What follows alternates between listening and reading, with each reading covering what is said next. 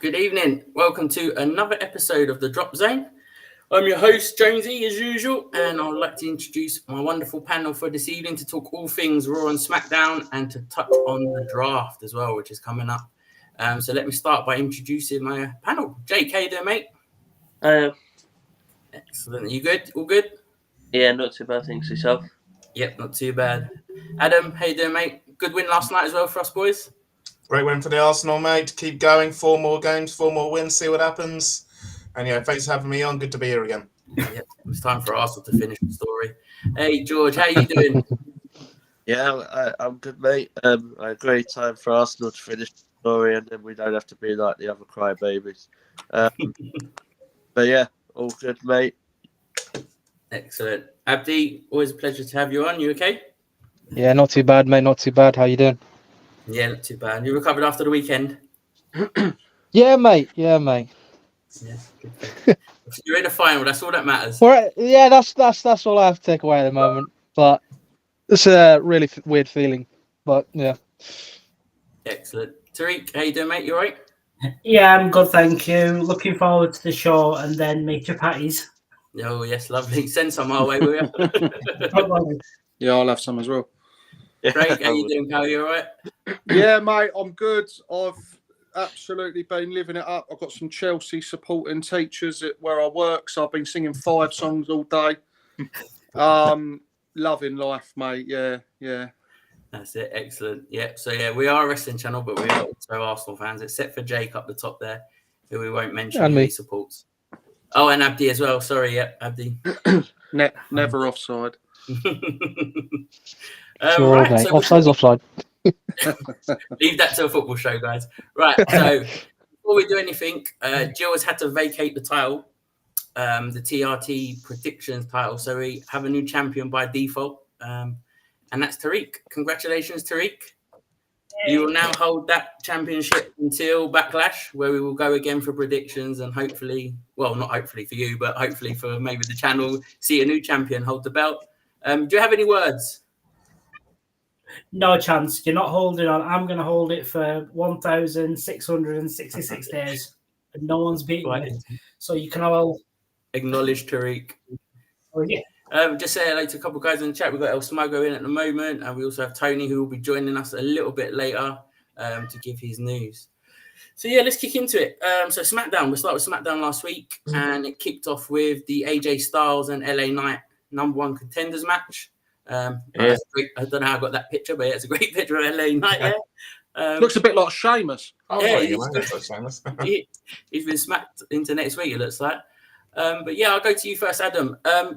The result, was you surprised it was AJ? Because I know there's a lot of hype and that around LA Knight. He got the win at WrestleMania. So was you surprised to see AJ go on to challenge Cody?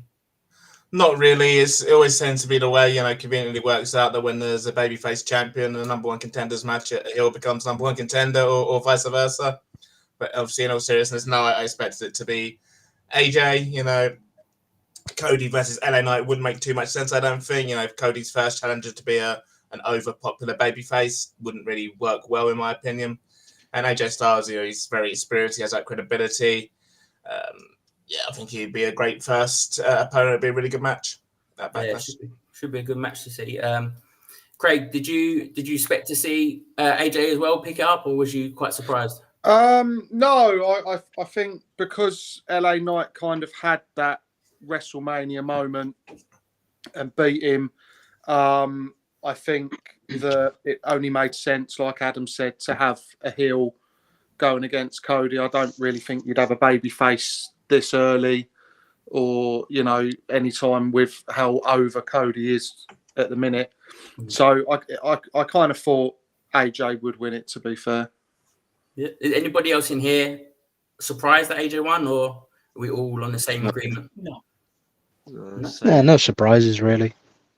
Yeah, it should be a good match, like you say, and the two have got great chemistry in ring. I reckon they'll put on quite a main event. I don't see AJ winning it. I don't think any of us in here see Cody losing the title pretty soon. So it's a good first title defense for Cody, in my opinion.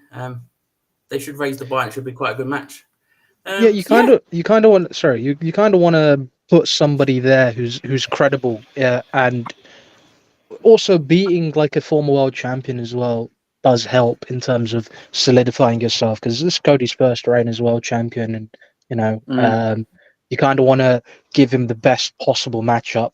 And giving him LA Knight, with all due respect to him, he's good, but he's not like, he's kind of petered off a bit, and you kind of want the best sort of match quality as well. And theoretically, not theoretically, but this will probably be the main event match of the show as well. So you can sort of build around this, and it will get a lot of people hyped and invested. And a lot of people are already intrigued by the possibility of Cody Rhodes and AJ Styles. And I think this is the first time ever match between the two as well. So it's like you got all of that riding ground on it. So yeah, should be a good match.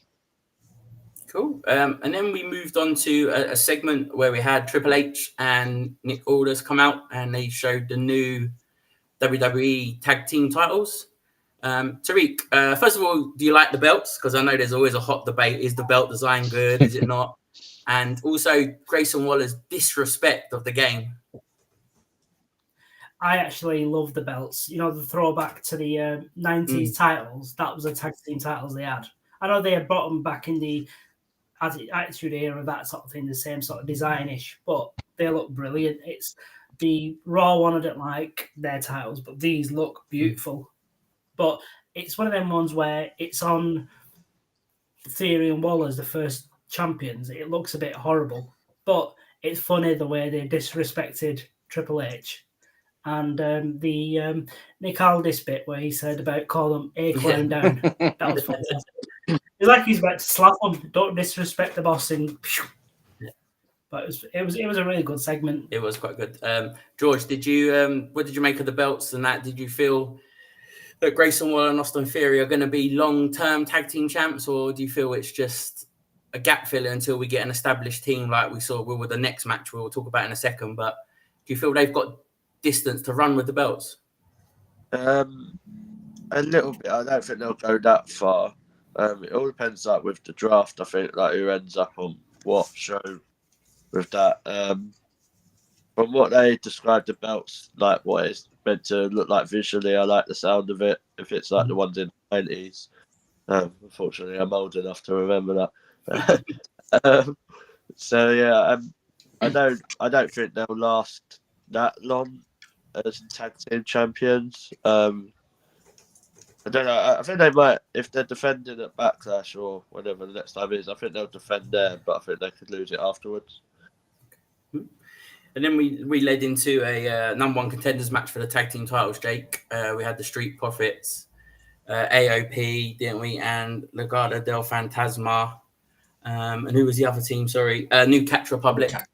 Yeah, that was it. And you saw the Profits pick up the win. I was quite surprised. I thought New Catch Republic would pick up the win because I know they've been pushed quite a bit recently in the last few weeks.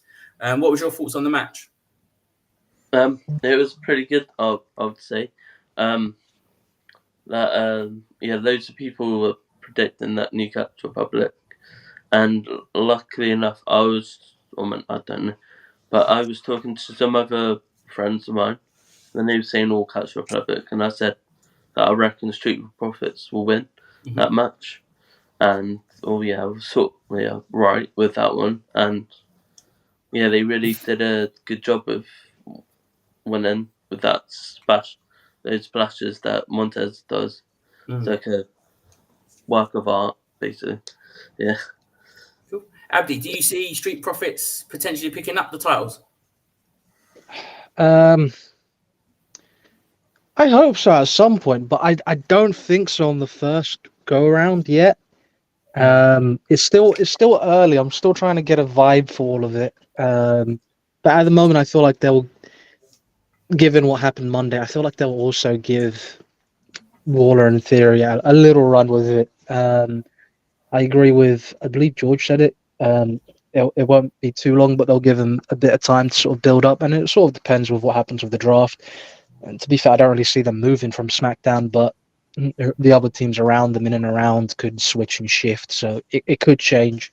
But yeah, I like the Profits. I like that they're going to be first challengers up. They haven't really been in the tag title scene for a while now, because it was mainly on Raw, and SmackDown I wasn't getting so much love, so they're trying to build it up, and we'll see what happens after Friday and Monday, really. But yeah, looking forward to it. Love the new titles, throwback, all of that stuff.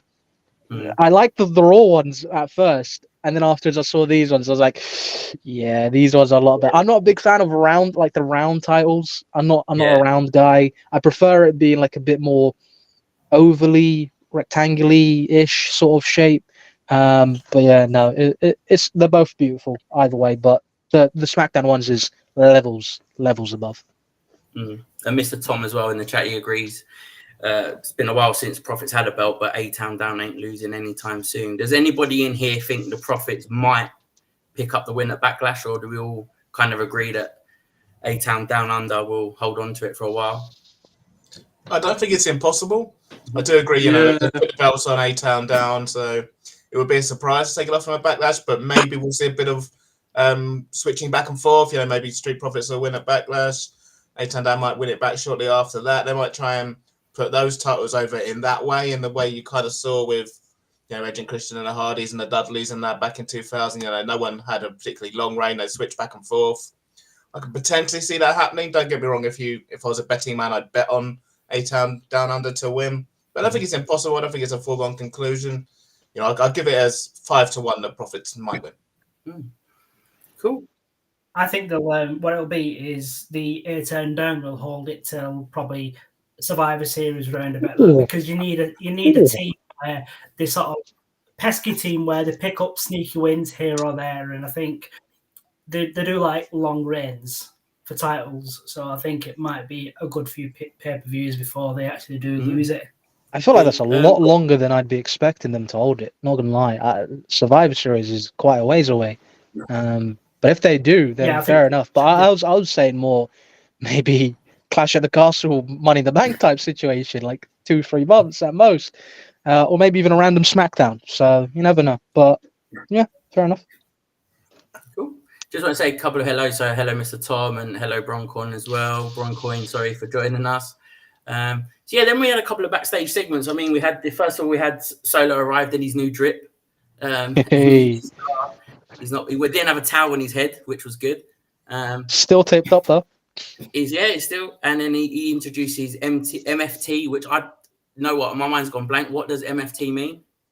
Marriage and family counseling or something like that. Therapy, yeah. I think it means my favorite Tongan. I believe some people are talking about that. I haven't nailed it down, but something along those lines. I literally had no idea when he was saying he's my MFT. I was like, what the hell? Mad mother of that. But then I was going on different lines. And then my MFT would be my favourite Tongan, wouldn't it? So. Yeah. My favourite thumb. My favourite thumb. Which one is it? The right or the left? That's a good one. That's a good one to be fair.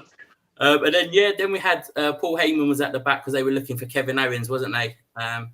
And then we had them come out through Gorilla, which they're doing brilliantly at the moment with that camera work. I think that's really great when you see them walking through. Yeah. And then what did we see? We saw Kevin Owens come out, and he was battered worse than Chelsea's defense last night, wasn't he? He took a hell of a beating, that boy. Was you surprised, Adam, at how brutal it was, or is that what they're building Tama Tonga to be? Yeah, I think, like you said, they seem to be building Tama as a monster, as a very kind of unstoppable heel, and not just him, this new bloodline, whatever they're going to be going by. With Solo Sikoa kind of, Solo's probably going to be, I guess, the default kind of leader with The Rock absent at the moment, and The Rock will probably come back and sort of take it over. So, no, I think that's what they're putting them over as, dangerous, violent. They don't want them to be, You know, the Bloodline as we know it has been the kind of the cool heels in many ways and kind of Horseman NWO style. I don't know what these guys to be cool. I want them to just be, you know, unstoppable monsters. And that's what I think we'll see from them for the next few months. And then also we were getting, Abdi, I'll go to you for this one because I know you like Roman. We were getting "We Want Roman" chants from the crowd. Are we potentially? Is this building obviously to the Roman and Jimmy versus Solo and Tama Tonga, or is there going to be other Usos coming out the woodwork? There definitely will be. It'll be probably 6-man at some point. Jey Uso will probably reunite with Jimmy at some point, and Roman will come back and they'll do the reconciliation. As for who will be joining Tama and Solo, I'll leave that up to you guys to watch and find out, essentially. But as for everything that's going on, I feel like Roman will come back as a big babyface. I feel like people will want to cheer him at this point. The time away, he's off shooting a movie and all that stuff, but it's time for Solo to sort of build up himself and try and get some of that credibility back. You know, the whole hasn't really been winning a lot in recent times. I know a lot of people throw in the statistic that he's been losing. A lot of those are live events, which realistically we don't count as actual wins and losses in terms of people that actually see it. Speaking of which, I was at the live show in London, which was cool. But yeah, Solo, Tama's a killer. He's got that crazy eyes. He's unhinged. He can do whatever he wants, and it's a different version of the Bloodline. It's not as stoic and calm, cool, collected, and thinking and logical as Roman was. Solo's more about beat people up and show them your strength and might, really. And that's exactly what done to Kevin Owens. We'll see what happens Friday, because I think it's going to be a very, very interesting show. Yeah, there could be a couple of surprises on Friday. Craig, are you worried about Roman coming back as Mr. Tom actually put in the chat, a super baby face, kind of like, you know, the next John Cena sort of thing? He wasn't a great baby face on his first run round, and you know he was getting booed and stuff like that. But would you prefer him to stay heel wise? But he can still do the half and half, couldn't he? Yeah, I think we've just become so used to him being this heel that it's going to be really strange seeing him as a babyface. But I think they should do it like half and half. Like he's still a bit of a, you know, heel and, you know, ruthless. But so he's a bit more like he's loosened up a little bit sort of thing. He's not as, you know, sadistic as he was about certain things before. I think going proper babyface, I don't know. Do people actually want to see that? Because I mean, I'd be happy with him coming back as a heel, or just that's sort of 50-50. He's sort of in the middle. You don't know if he's a heel or a babyface, but yeah, proper babyface I think would be a bit too much. Sorry, quick thing. I just want to quickly say, being babyface doesn't necessarily mean that you have to be John Cena levels of babyface. That's a whole different level. Just being babyface just means like he can still do what he wants to do in terms of being the tribal chief, coming out. That's ultimately where he will still fall into.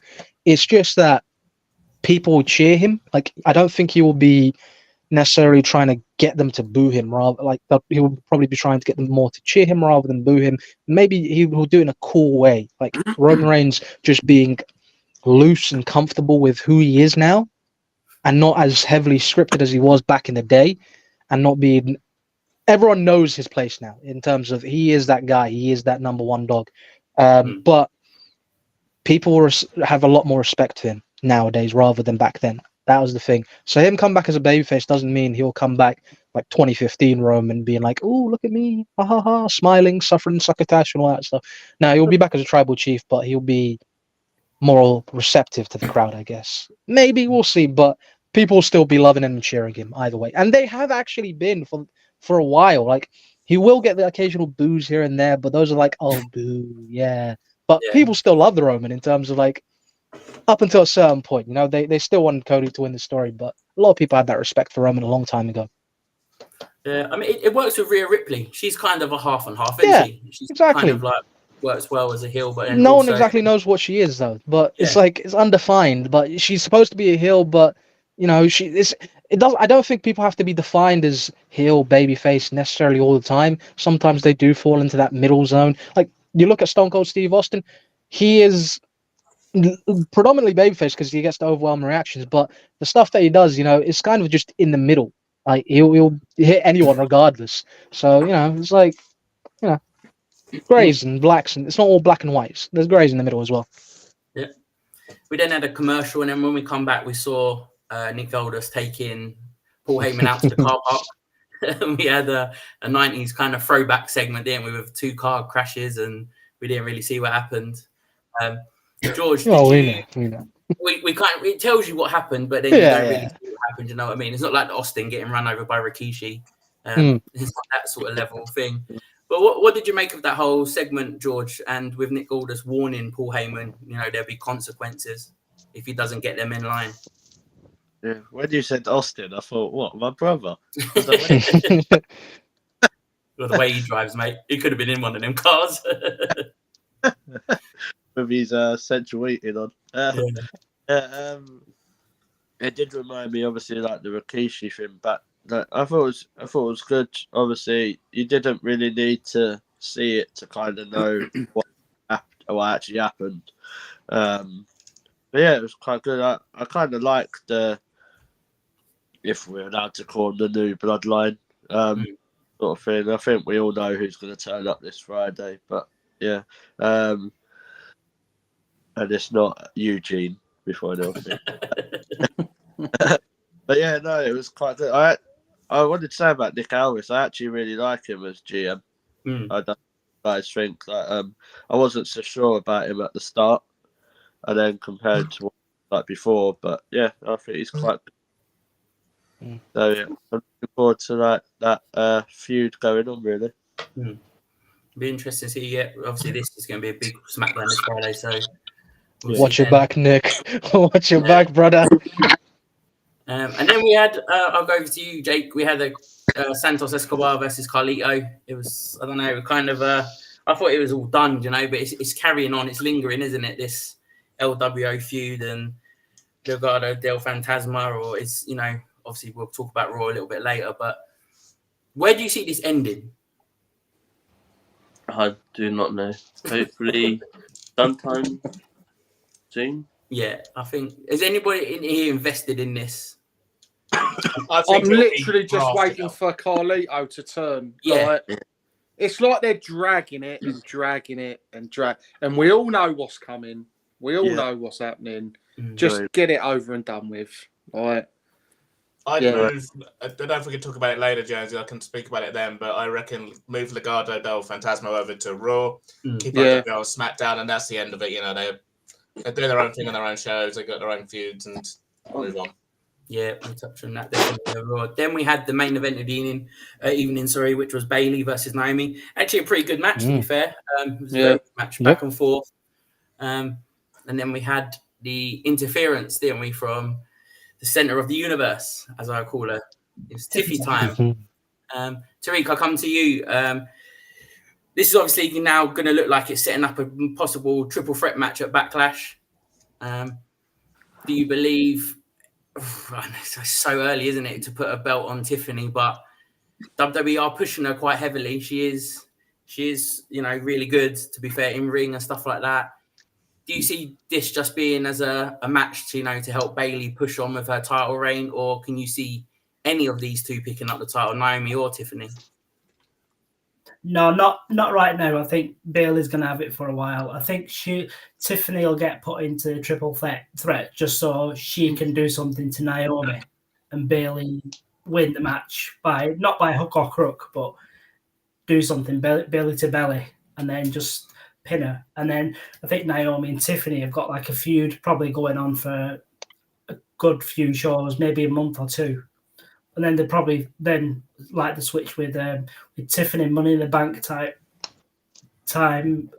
That's later in the year. I think they'll put Tiffany then, but I think for right now they want to take the title off Bayley quite quick. But it was a good match. It was like a good show between them two. You couldn't really have Bayley winning over Naomi, especially as friends, because they wanted to further the storyline. But the thing that I was a bit I don't really like is Bailey's got that macho man elbow off the top. It just seems like everyone's kicking out, which, I love watching the women's matches, but I think that move should be a finisher, but it just seems like it's one of them moves where like a D kicks out of it. It just really frustrated me. I don't like the, the damage control and Jade and so on in the boxes. It put too much emphasis on them, where it didn't have it on the match. But it was a decent B plus match. Yeah, it was a good match. And then do you feel, Abdi, that they're pushing towards Jade and Bianca challenging the Kabuki Warriors for the women's tag team titles? Yeah, that's what I was about to say in terms of why they're putting the emphasis on that. I think there's still some beef there. And then you still have like Io and Dakota just chilling. There could be something still with Bailey down the line again. They weren't on the Smackdown after WrestleMania, but this is the first time we really saw them since Mania. But yeah, Jade and Bianca versus Kabuki Warriors. I don't know when it'll probably be. It'll probably be down the line. We'll see what happens after the draft and where they sort of shake out. But that is probably where it's going to land. And the triple threat, I agree, is going to probably be what it leads to. And Bailey to hold on for a little bit, maybe till SummerSlam. I don't exactly know yet who would be the one to take it off her. Could be Tiffany. Tiffany is a shout, but it depends on what happens with her. But also, we'll see what happens with the draft. It could be an unknown. It's a bit strange at the moment. These past champions are not getting their rematches. So like Io Sky's not getting her. It's a better thing though. You don't always want to see straight away like the same match. Yeah. It will happen. You will get it occasionally where the story isn't finished and the champion will come back and try and go at it again. But for the most part, I think they're trying to do with like if someone wins, they try and go for a fresh opponent afterwards. Yeah.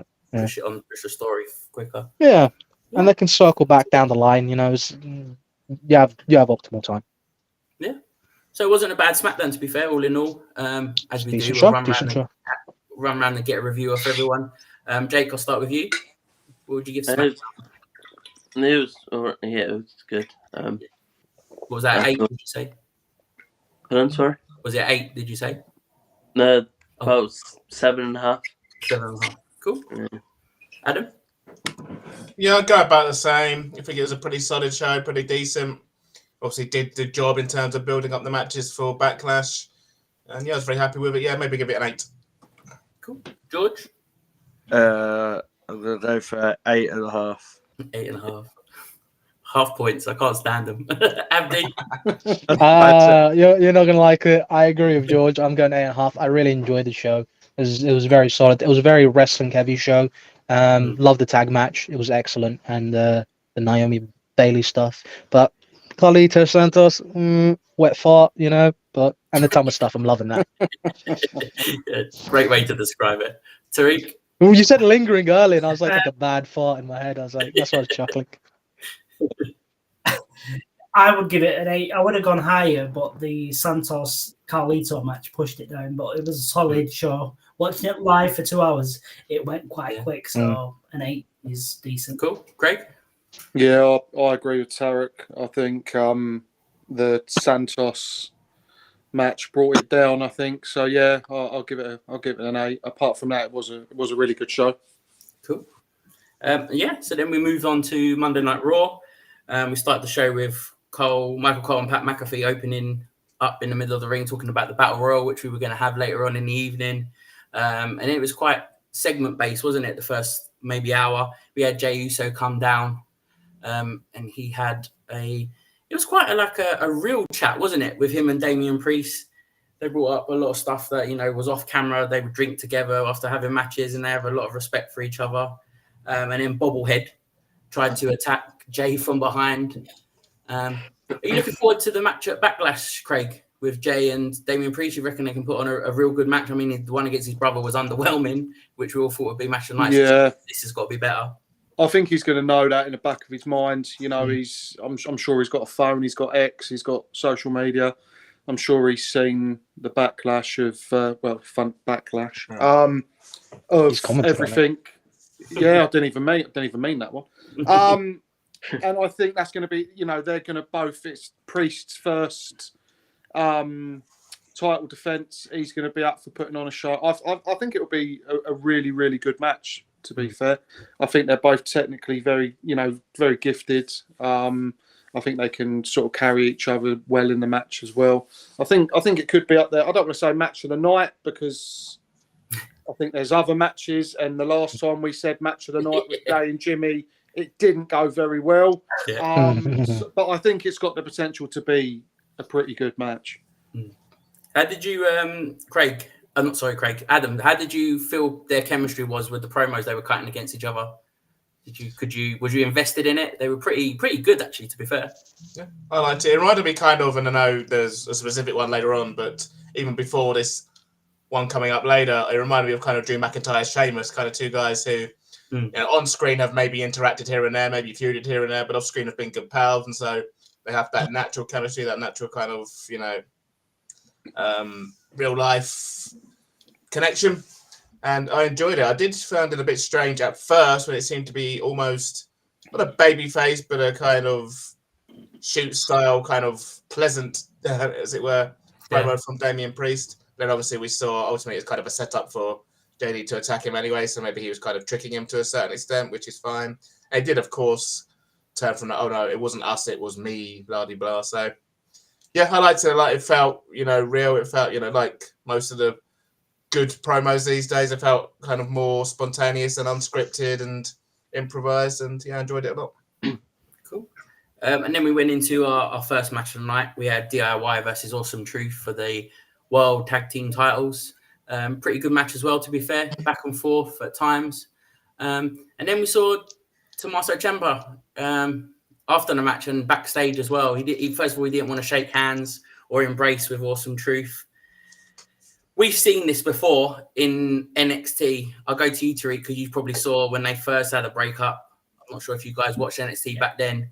Oh, I did when all this. You did, when it all kicked off. Yeah. Are we getting a carbon copy of what we saw in NXT, or is there something else? No, I don't think they'll go back to Tommaso turning on Gargano. I don't think it'll be that. I think it'll be a heel Regeneration X, whatever they're called. Because with Candice and Indy turning heel as well, it'd be good where they turn them to heel, and then it'd be like a family thing again. I can see it that way. I think they overplayed that Tommaso turning on Gargano in NXT. I think if he did it again, it'd be like Gargano being a bit stupid. Yeah. They'll probably be the Awesome Truth maybe next week or week after. They'd probably turn, like say, we're sorry, and then turn on them, smash them with something. Is that something we would all like to see DIY actually get a bit serious, in the ring and turn a bit nasty? George, what about you? What's your thoughts on DIY? I agree with Tarek. I don't see Ciampa turning heel again. I think they went way too on with that too long. I do think it's time for them to go a bit heel and it was just more like a comedy scene with where just the way Gargano's he does this all the time. Like he was saying about his partner or saying, oh, don't worry, that's what he's always like. But yeah, I'd like to see it. Like, it did cross my mind, would it ever be Gargano that turned on him? Like, to switch it around, but I just don't know if they would do that more like what Tarek said. They have done that before. Yeah. I didn't know. They have done that. Yeah. It'll be interesting. Jake, where do you see who could challenge next Awesome Truth, you reckon, for the tag team titles?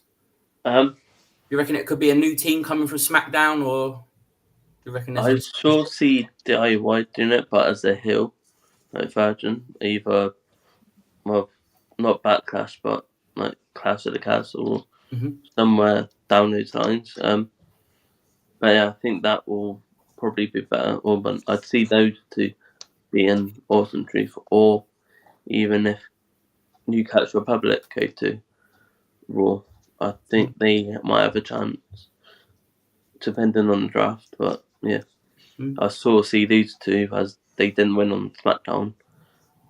But yeah. And Abdi, Mr. Thomas put a great comment here. He's saying this could lead to the way. Obviously, that was a stable back in NXT with Gargano, Candice, Austin Theory. To be fair, was in them as well, wasn't he? Yep. Is that something you would like to see with Tommaso still within them as well?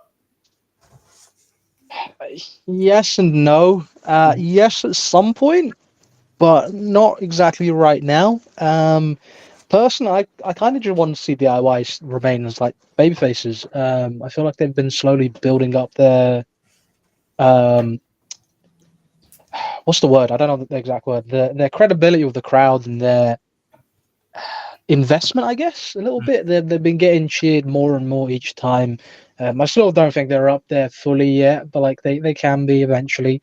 But yeah, I don't know about turning them a heel at this moment in time. I kind of feel like it's a bit early. I kind of just wanted them to win clean as a whistle on Monday and take the titles and, you know, have some bangers with some of the tag teams out there, depending on how the draft goes. But yeah, I do see them come back eventually. Not well, in like whenever, and challenging Awesome Truth again, and probably taking it this time. At least I hope. You know, Cool. It is what it is. Mm-hmm.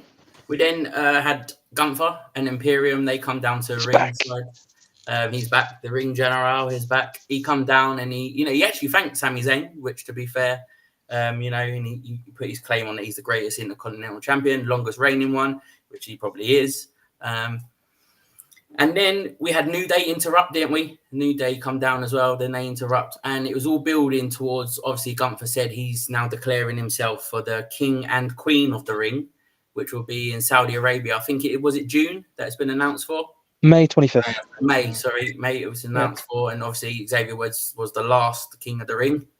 So he come down. And then, obviously, him and Imperium had a match.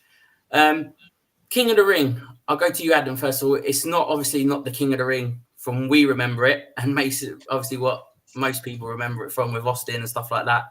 It was, back then it was used to build up superstars and stuff like that. Do you feel that's what they want it to be again? Does sound like it. The fact that this is essentially its own pay-per-view again for the first time since, 2002 or something like that, maybe? I'm not even sure the last time it was its own pay-per-view. The fact they've got Gunther in there and going by the video graphics and that sort of social media teasings we've seen, looks like Randy Orton's going to be in there, maybe Kevin Owens, a few like that. So, yeah, I think it's going to be seen as almost a kind of another championship, as it were. Obviously, it won't be defended, but yeah, I can see it being a bit more, what's the word, retro style, the style we remember from the kind of 90s. Mm-hmm. And yeah, I'm looking forward to it. So I'm also pleased they've called it Queen of the Ring, because last time when Zelina Vega won it, they called it some princess consort or some malarkey, didn't they, if I remember rightly? They didn't call it Queen of the Ring. Yeah, they didn't call it Queen of the Ring. They called it something ridiculous. Oh, the Queen's Crown, I think it was, wasn't it? Something like that. It wasn't quite something, yeah. Yeah. So yeah, I'm looking forward to it. As its own standalone pay-per-view. Particularly nowadays when they've got the network, they can have every pay-per-view a week if they want, or premium live event. Excuse me, sorry. Triple H, TKO, I apologize. PLE every week, and yeah, have it as standalone. Have have the top stars battling for it. Like, you always have Morris, the top star, win the Royal Rumble and Elimination Chamber and Money in the Bank, that sort of thing. Yeah, I'm looking forward to it. Yeah, I mean, Gunther did touch on that. Once he's won it, he could then choose a title he would challenge for. So, do you feel that's what they're going to go down the lines of, like a kind of Money in the Bank sort of winner gets to choose a championship to challenge for, Craig, you reckon? I don't know. I mean, would they do that? Does that not take away the sort of Money in the Bank thing? Do you not just get like the bragging rights that you just won the tournament? Because I don't think they've never done that, have they? Where whoever wins the King of the Ring gets you just won the King of the Ring, didn't you? Yeah, that was it. You did it with Mabel, didn't they? It wasn't an official thing, but when Mabel became King of the Ring, he got a title shot fairly soon they've afterwards. done that with Brock as well, 2002. He won the King of the Ring and got the main event of SummerSlam. It might elevate you to potentially get a title shot, but I don't think it should be like if you win it, you automatically get a title shot. I think it should still be its own standalone thing. You're just the King of the Ring for the next year. But I think whoever does win it, it will elevate them to that time where they will soon, shortly after, get a title shot. Mhm. Definitely. I'm glad it's back. To be fair, King of Ring was always one of my favourites as a kid and growing up. So I'm the same with you, Adam. I'm glad they're putting in top superstars, you know, as well as a mixture of maybe new up and coming ones. I had a theory that Dragunov might be in it. You know, when he comes up from NXT, it could potentially be something for him, but we'll see in the next weeks.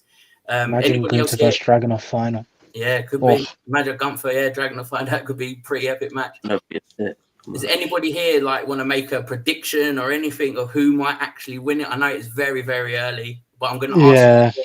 I'm going to ask you again closer to the time to see if you were right or you were spot on. If you wanted to change or stuff like that. So if you just give me one name now, who you would want to win it, and then we'll discuss it again closer to the time. So I'll start with you, Jake. I know it's probably an obvious choice, but I think Gunther will actually win this one. I see him. Yeah. Okay, Adam. I was going to say that, but I'll try and go a bit different. To stop us all going with the same.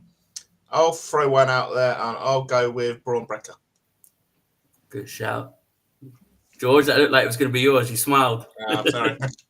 I was hoping I was like, oh no, don't say it. Then you get my up. Well, Jake nicked mine, so blame Jake, really. It's his fault. Yeah. Anybody else, George? You could think of? Or was it? That's him as well. Jey Uso. Jey Uso. Could be. Abdi? I'm sticking with Gunther. Gunther. Tariq? Wild shot would be Xavier Woods winning it 2 years in a row, but Gunther's Would it be Gunther being a winner. Is it Did he free? win it twice? I don't know. No, he's won it one time, but it was like 3 years ago. Oh. Cool. And Craig? My head's saying Gunther, but my heart's saying Orton. And you're on. Yeah. Tony reckons Shane McMahon. Okay, buddy. Okay. It could be worse. It could be KSI. We never know, do we? No. Could be Could be Tony's best mate entering it. Could It could be. be. I show speed, whatever his name. Yeah. Oh, I God. can't. Adam's favourite there. We then had a impromptu tag team match with Imperium and New Day, which New Day picked up the win. And then there was a shocker of the night.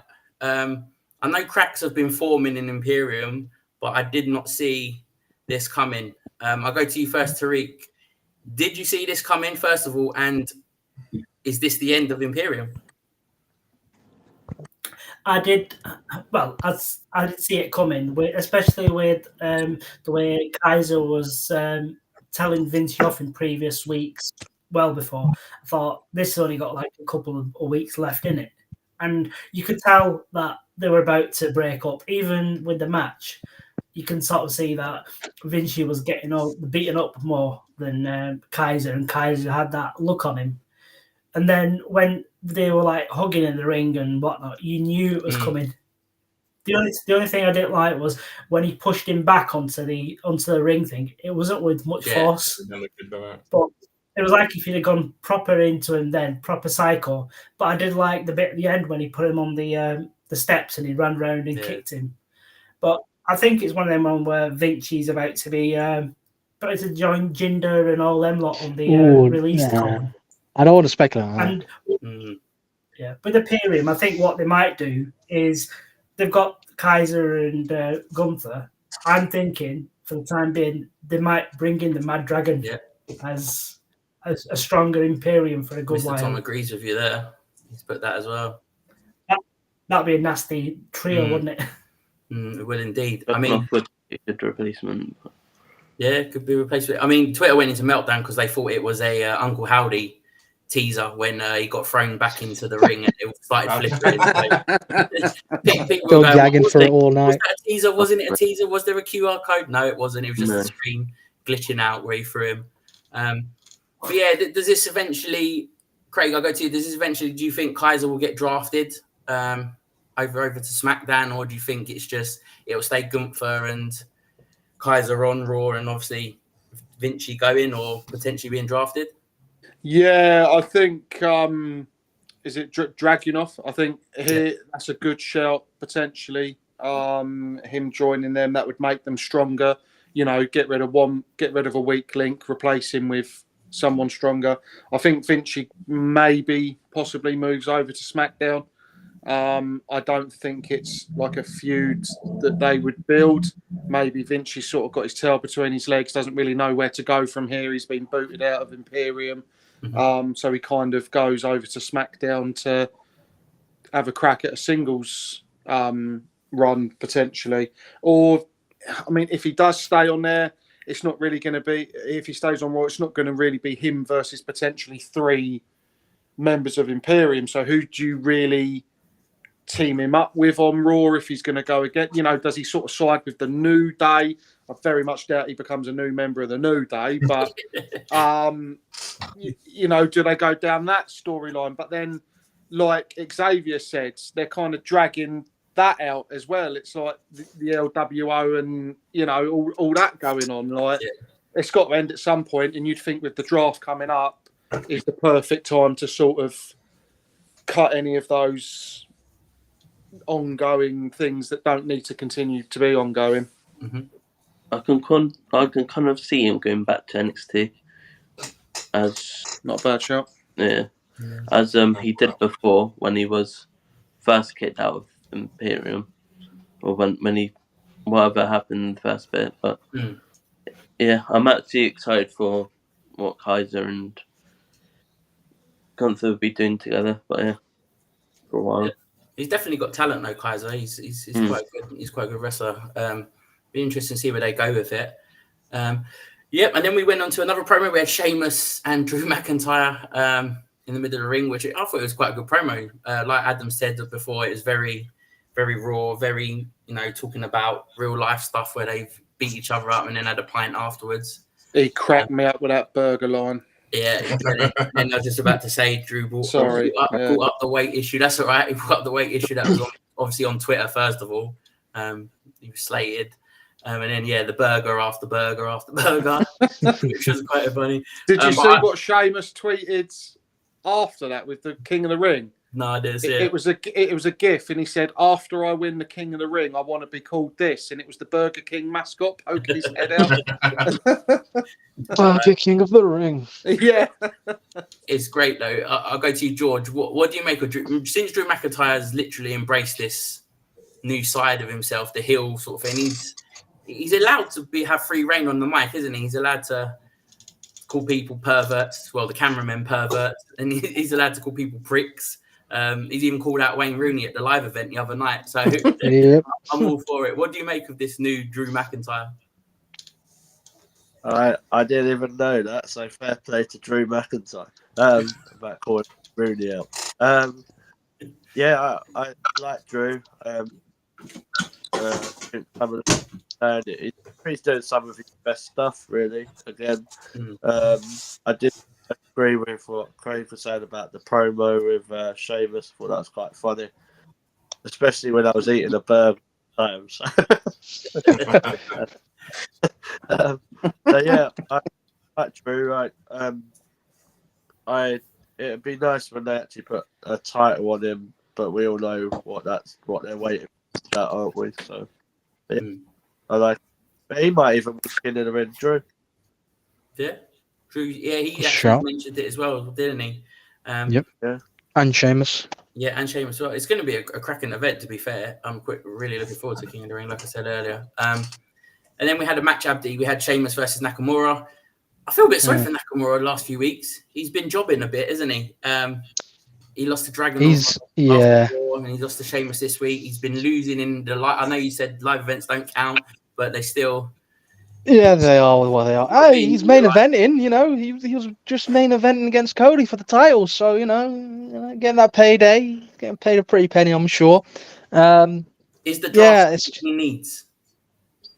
Probably, yes. We'll see what happens with him. But at the moment, it's just like he's not really been in the storyline for a little bit since the Cody stuff in January. But Shinsuke has a lot of potential to do stuff, and we'll see what happens with him in the draft. But still, solid match. Still can go in the ring. So yeah, whenever they need him to do something, he can easily fill in, slot in. But yeah, it's a shame he didn't really get a run as a world champion a lot earlier than people were hoping and expecting like 6 years ago. But it is what it is now. I think he understands where he's at, and yeah.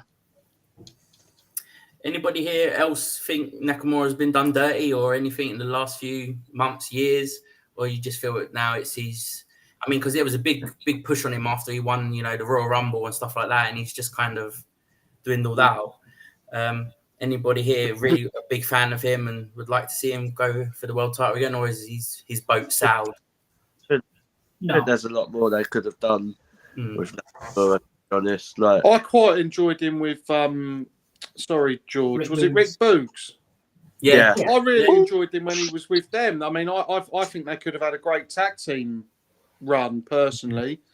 I've not really, like you say, the Royal Rumble win, and and then with Rick. I mean, since then this little rivalry he had with Seth, and he was waiting for this challenger, and there were so many rumors about a mystery person coming back and who it could potentially be, and it just, like, going back to what Abdi said, a wet fart. Like, it just. Oh no, the coach stuff was decent. It just didn't really go anywhere. Other than that, no. Yeah. Cool. Right, and then we had a backstage promo with Sami Zayn, who was talking. Was it Jackie Redmayne he was talking to? And we had Big Bronson Reed, tap on the belt and say that he's coming for the belt, and then he attacked him backstage.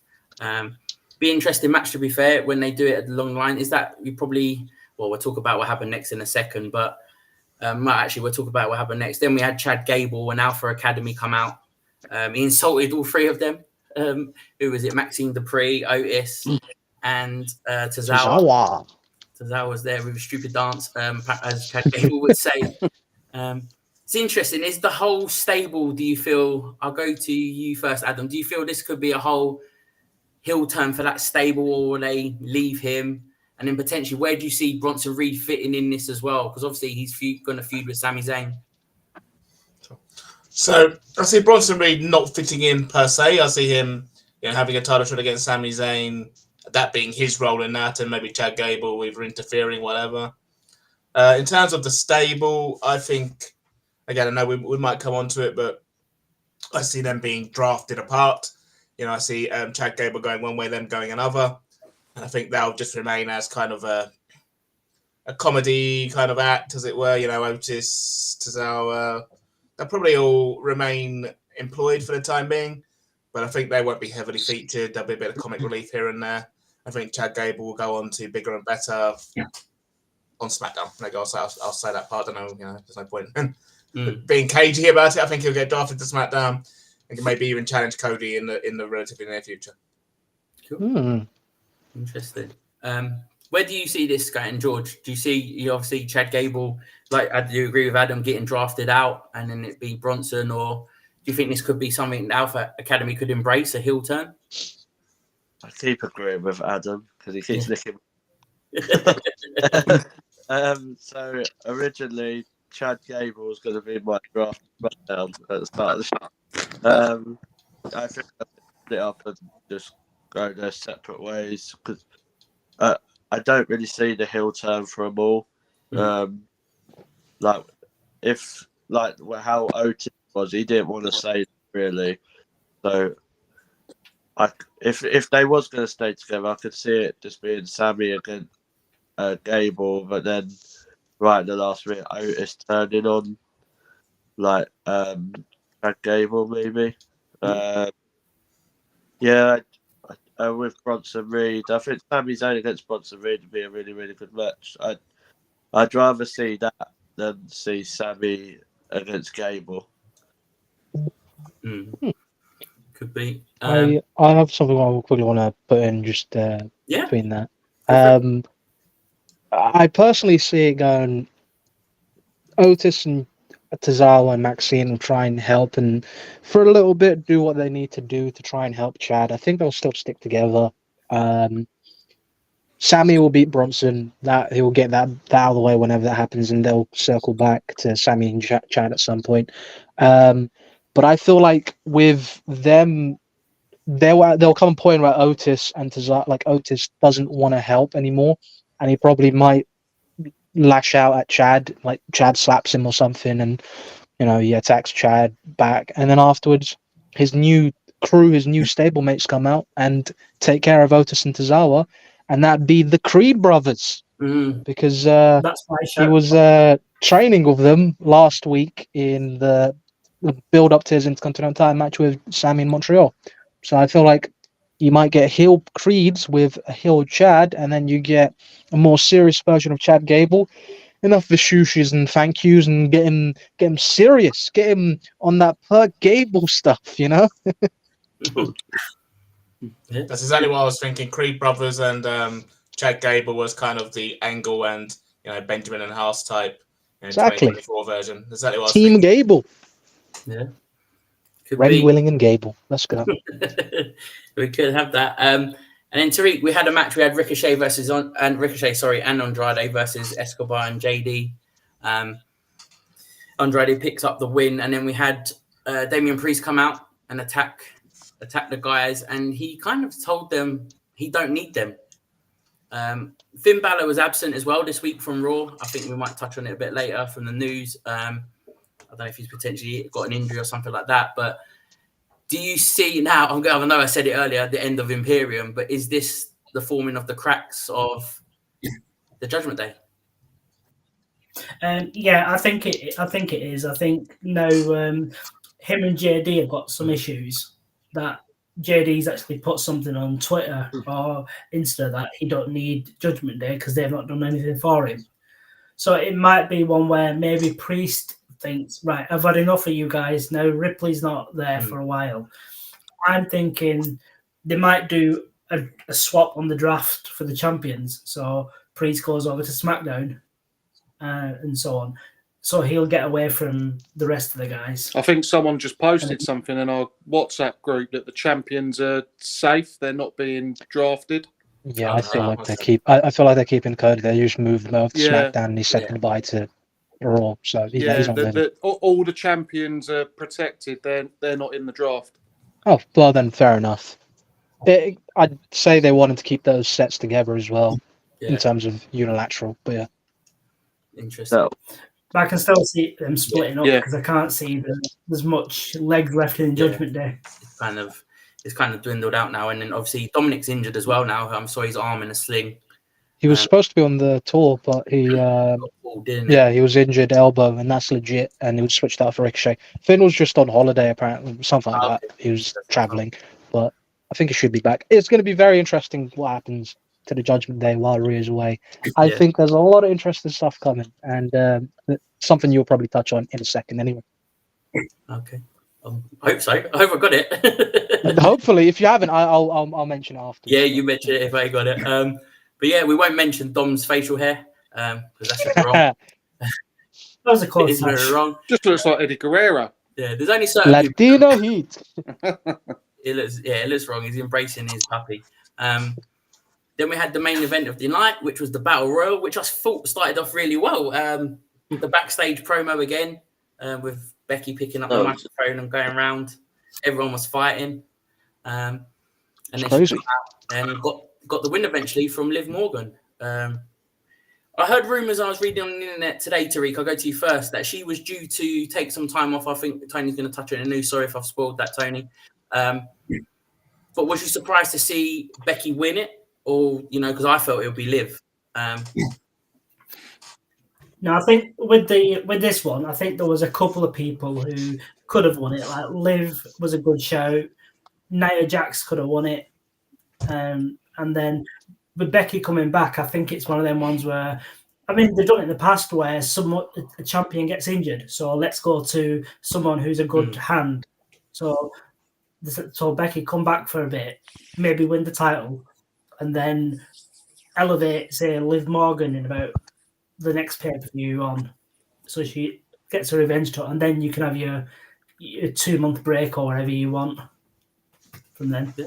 Was anybody here disappointed that Becky won it? Did they want anybody else? Or did they feel someone else should have took it? Alexa. I wouldn't say disappointed, but, there's this whole, it's a new era and all this stuff, and it just seems Becky Lynch always just seems to get... I like Becky Lynch, don't get me wrong, I'm not trying to put her down or anything like that. but I just think maybe somebody else could have won it. But maybe, with Rhea getting injured, certain plans and stuff obviously got changed and things have been moved around. So I'm not disappointed, but I just would have been nice to see somebody else. Oh, I was. What, Huge. you were hugely disappointed? Yeah, huge. Who did you want? I was sold a story about Alexa Bliss. So Who said Alex was coming back? What too early? Someone was feeding it in the group, weren't they? Yeah. Fan- Whoever that is, the guy get was him out of there. Was the it guy who Tarrant? was Was it just doing- Tarrant? It was Tarrant. No, it No, wasn't it was me. Tony. Oh, was it? Oh, sorry, Tarrant. I just saw a T. She gave birth like 4 months ago. Let her rest, guys. Let her rest. Tony was selling it to all of us in the WhatsApp group, and I think we all started to believe it. Selling It us was- a dream. it was too close for comfort to my Wyatt 6. So that's why. Yeah, no. And Adam, do you feel that next will be Liv Morgan versus Becky? Do you see that the next sort of feud for that title, or do you feel anyone else might be put into the match, i.e. Nia Jax? No, I think Liv Morgan makes the most sense. I mean, obviously things have had to change up with Rhea's injury, and I think Becky Lynch made the most sense. She's, with Rhea there, and even with or without Rhea, she's probably the biggest star in the female division, certainly in the current Raw roster. So it made the most sense to have her as a champion, I think. And yeah, Liv Morgan's kind of, she's certainly come back as a babyface, has she? So as a heel challenger, as probably the most featured after anybody else after Rhea and Becky, I certainly think she'll be the first challenger. Whether they'll turn it around in time for Backlash, I don't know. It might be, after that. But yeah, that's what I expect to see. Cool. So yeah, that was your Raw. Sorry, I just want to go for it. get my thoughts in for that. I saw a lot of people that weren't really happy. The Liv Morgan stands they're crazy. Don't come for me. But it made the most sense to go with Becky over pretty much anyone else. She is the number one. She is the ace. She came back and helped out, and she'll elevate that title back up.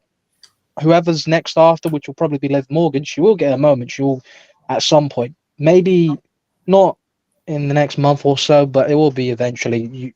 Her revenge tour will continue.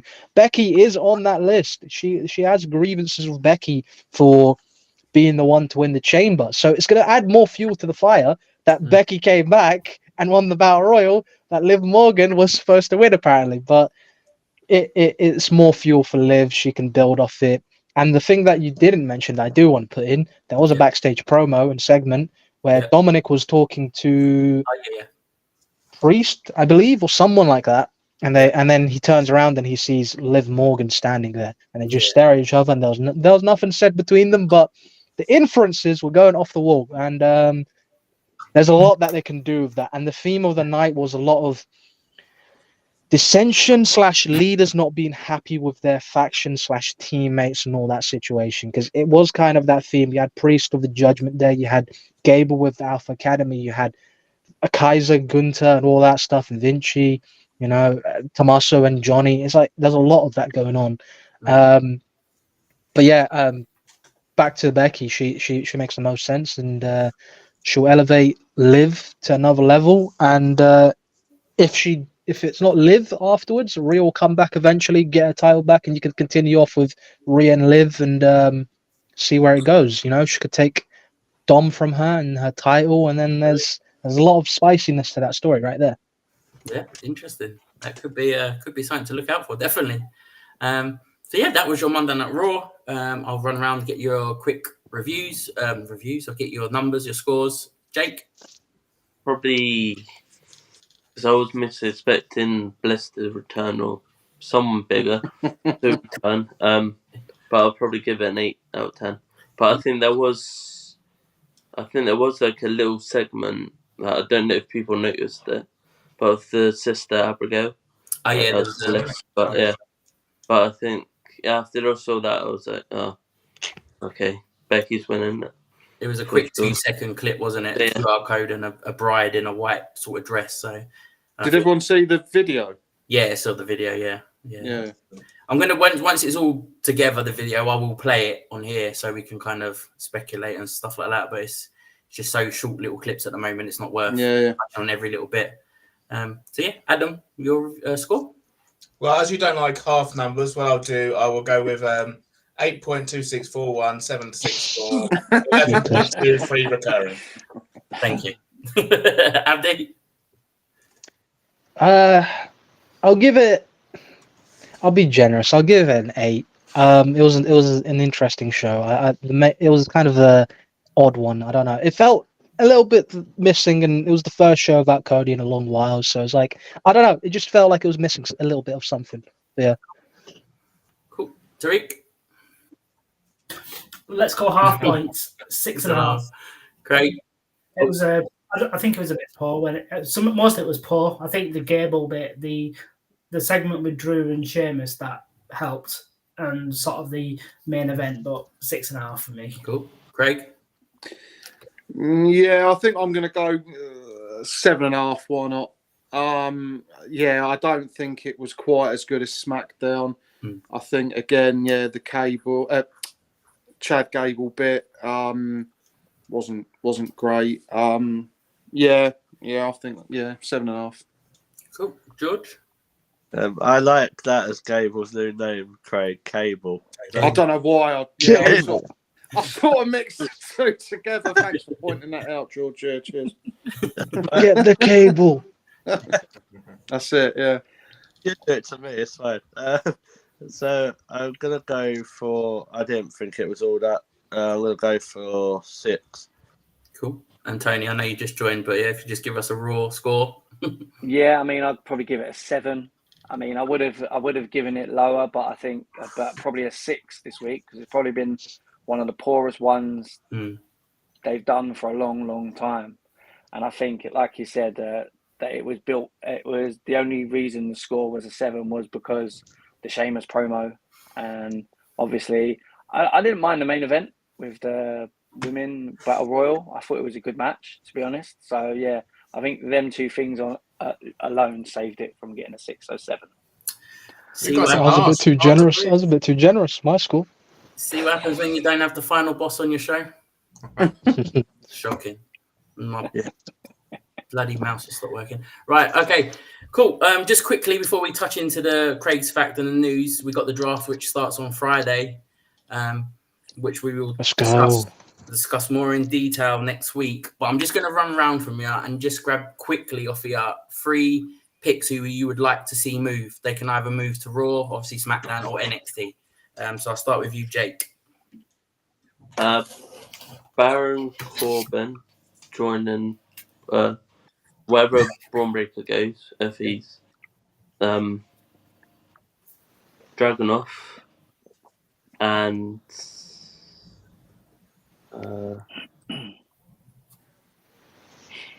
Orton. Moving to Raw. Okay. Yeah. Cool. Good shouts. We'll see. I'm going to go through them and see. I'm not saying you're going to get a score, so there's no belt available here, Craig. Right? So we'll just see who got some right. All right. All right. I'm cool, mate. Yeah. You're a sucker for a virtual belt, mate. Yeah, mate. Yeah. Adam. I got cheated, didn't I, with Becky? So. Won it in the end, I suppose. I kind of touched on it earlier, so I'd have Chad Gable go to SmackDown, perhaps with the Creed brothers. This isn't my 3, but I'm going to cheat a bit and say Chad Gable joins the Creed brothers on SmackDown to create a kind of new, world's greatest tag team, whatever, team angle, team whatever.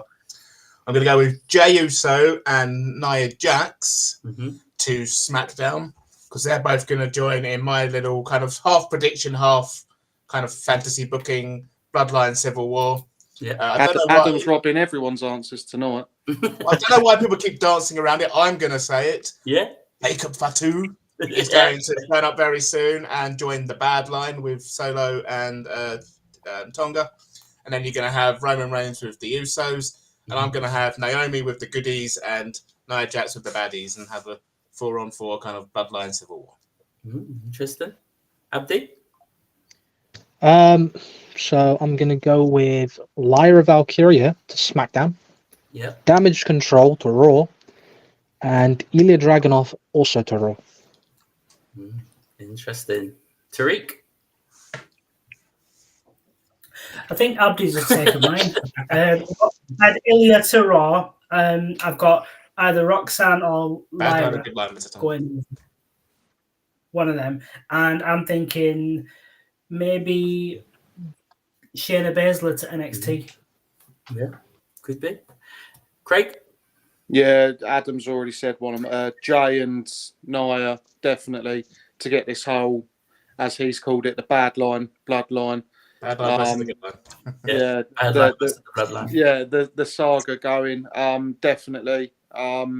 Dragunov, I think, going to Raw, and then I'm gonna say Corbin, but I'm not sure Raw or SmackDown because the rumours maybe with the Wyatts, it all depends where they end up.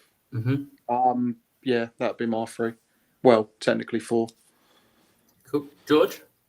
So I'm going to go Randy to Raw, Dragunov SmackDown, and I'm just going to be the one who has said it because no one else has said it. Bo Dallas to Raw, let's go. Tony?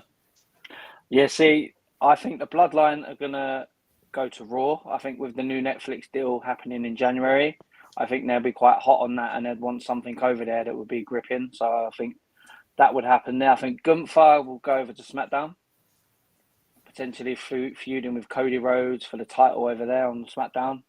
And New Catch Republic on to NXT. Cool. Bonus one, I think Logan Paul could go to Raw as well. Oh, no. He can't And move Sammy the switches. title, Nah, because Full the champions will protect. No, the world champion. Is it all champions or the world? I feel like the sets are all of those. All champions. All Yeah. Okay, well if they don't, but I'm just gonna put that as a bonus one. We'll see what happens. But he will be on Raw anyway next week, so we'll see. But I know he said he wants to move to Raw with Triple H, in terms of for Netflix, because he said he wants to be on there. So I wouldn't be surprised to see him eventually move there. So we'll see. Russ Morgan, our commentary in the draft. I don't think so, mate. I don't think they are. Have been before. They have been before, yeah, true, they have. Yeah, be interesting. I'm looking forward to Friday. I always love the draft. Hopefully we get a surprise, which we all know who it's going to be. So yeah, we'll see. So Craig, you ready for your facts of the week? Yeah, let's go for it. Let's go.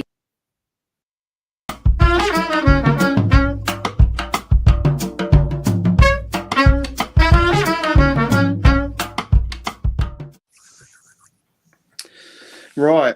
So this week I've sort of gone with a Royal Rumble theme. So there are 6 WWE wrestlers who have surprisingly never appeared in the Royal Rumble match.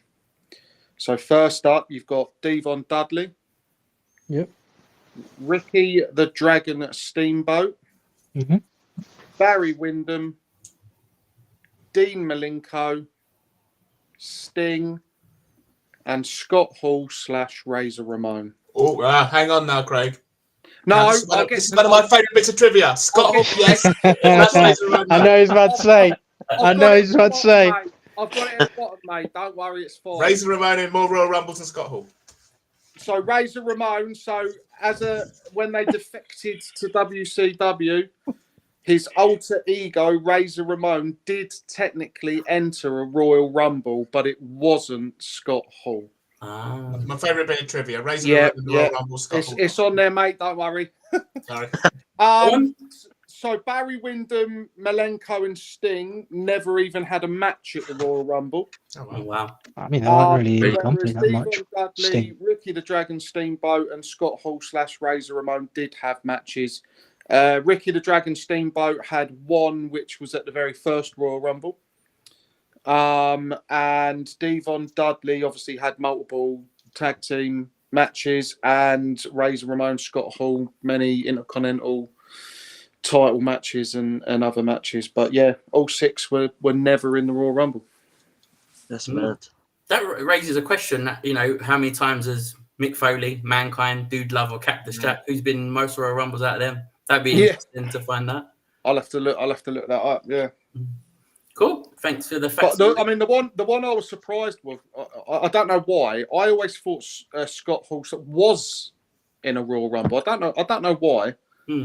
That's the one that's like the one that everyone like gets caught out on, because they always think that he would have been in one, because of how long he's been there. But Yeah, exactly. I Cool. thought Devon would have been though. To be fair, Yeah, I thought he would have. I'm surprised by Devon. Yeah. Even I think Bubba Ray, I believe, was in one when he came back. Was it 2015? Yeah. not even brother Devon was in one. Jesus. No. Oh well, hold on. Was Brother Devon in one? I don't know. I just That missed doesn't it. count. I don't think so. I Yeah, don't. I don't want believe to put the cat amongst the pigeons here. No. Right, with that, let's move on to some news.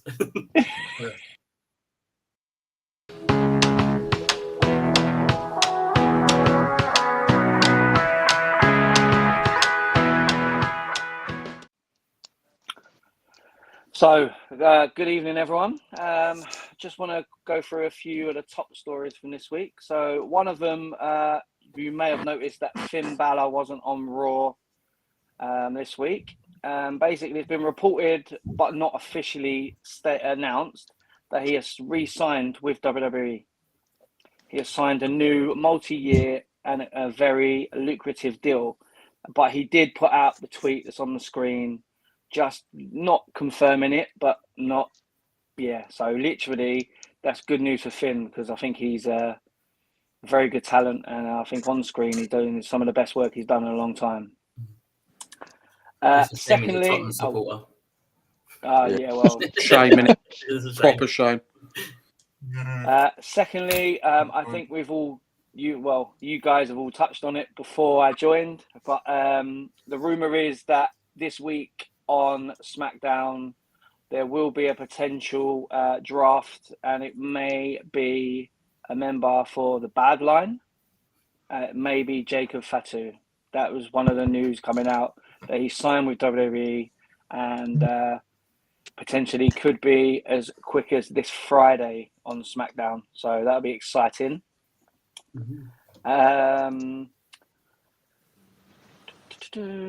Next on is, we again mentioned it, loosely mentioned it, about Dominic Mysterio. You may have noticed that he had a cast, like a sling on his arm.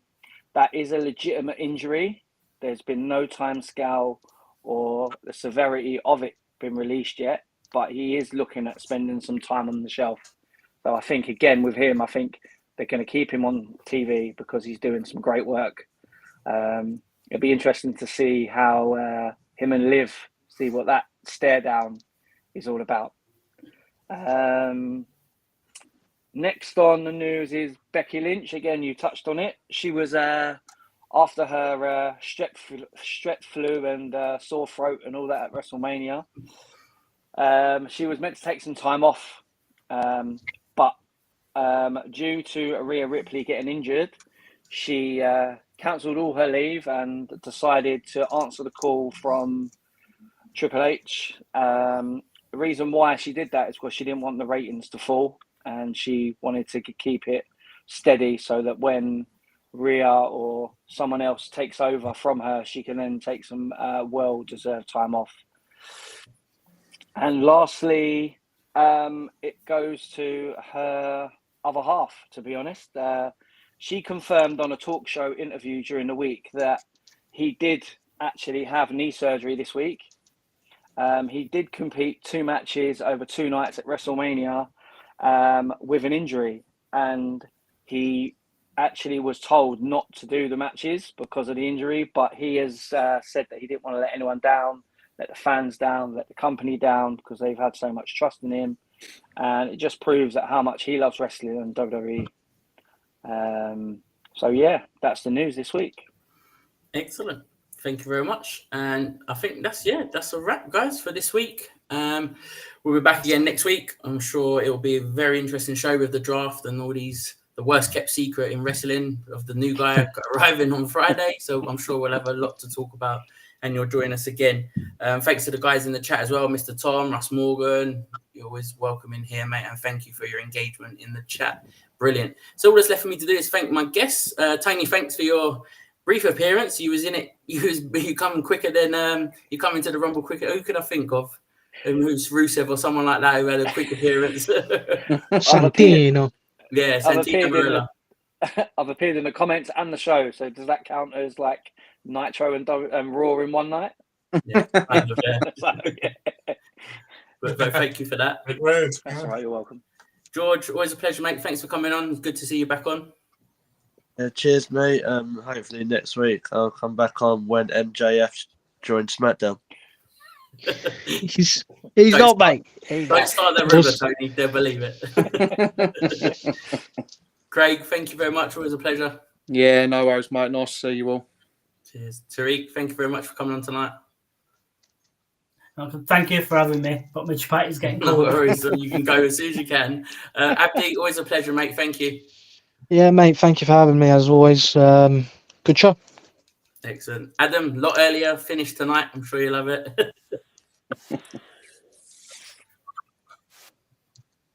Yeah, I'm very happy with the time to go have some dinner and a couple more beers. And I hope you notice I was making a couple during the show. So, Cheers. And Jake, yeah, thank you very much for thanks coming for on having me tonight again. as well. Good to see everyone. Thanks for letting me join every week. No problem. Well, More nearly than every week. welcome. More than welcome. So yeah, thanks guys. Hope you all have a great week and we look forward to the draft. Good night. Yeah.